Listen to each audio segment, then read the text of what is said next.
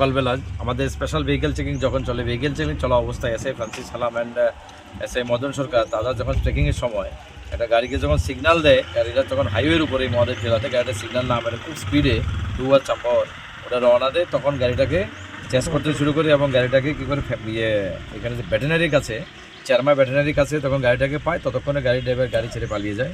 গাড়িটার নাম্বার হচ্ছে TR01AP1907।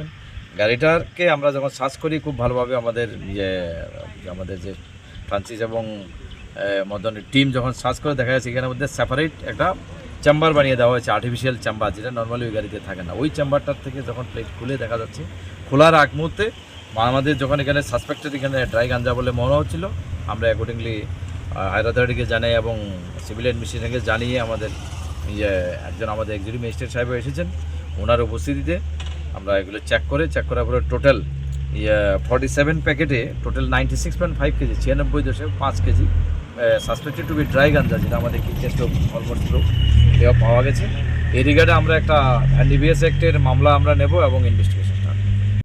আনন্দ আর ভালোবাসার দীপ্তিতে গড়া সমুজ্জ্বল পরমা, ঠিক তোমারই মতো। শ্যাম সুন্দর কোম্পানি জুয়েলার্স, আগরতলা, উদয়পুর, ধর্মনগর, কলকাতা।